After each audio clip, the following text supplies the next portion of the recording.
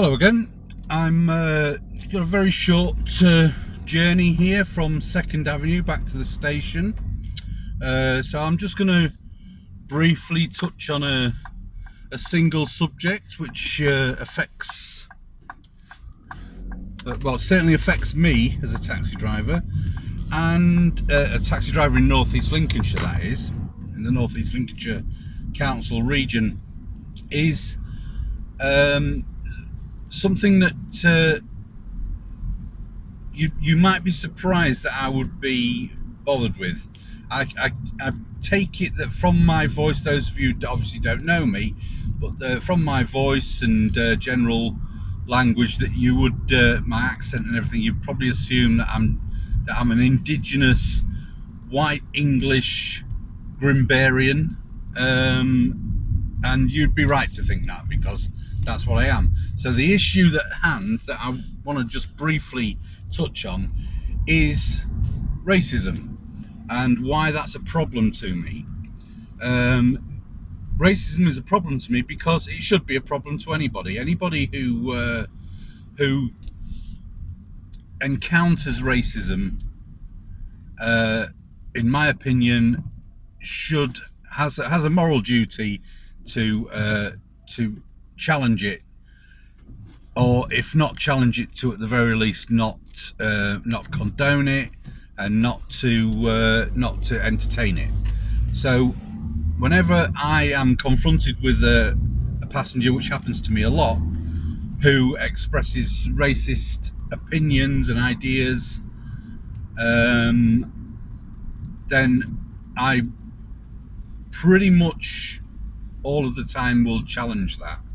There is the odd occasion, particularly if I'm in a position where I might feel that the person is being rather too aggressive, that would make me reluctant to challenge because of any fear of what could potentially happen if I did. So when I say racism, what kind of racism do I experience? Well, I'll tell you what. Because I am a white English, middle-aged, balding, somewhat overweight taxi driver, I am of the opinion that the general perception is that I will be some kind of tabloid reading, Brexit voting, somewhat right-wing reactionary bigot, and I'm not any of those things. But the problem is that when people see me, they assume that I am, and therefore, if they hold certain beliefs, particularly racist ones, I think they feel confident that they can share them with me, and that I would probably agree with them. I don't. So when my passenger door opens and somebody sticks their head into the car and says things to me like, "Thank God you're not a Paki," or "Oh, at last an Englishman and not a nigger," which is language that I encounter in this town on a weekly basis, probably 2 or 3 times a week, varying in its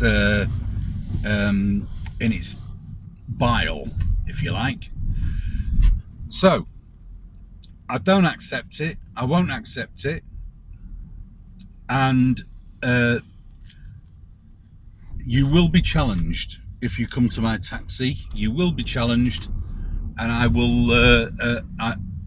If you are overtly racist, I will not take you. And that's the end of that. If anybody wants to complain about that, then just go on the internet and see if you can find the number for the licensing office on the North East Lincolnshire website. I am not going to put up with it, and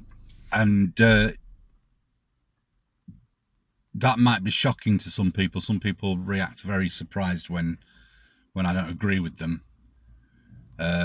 But I'm not going to agree with them, and anybody who does, and quite a few of the English taxi drivers do, they're just as bad as what they are, and that's that.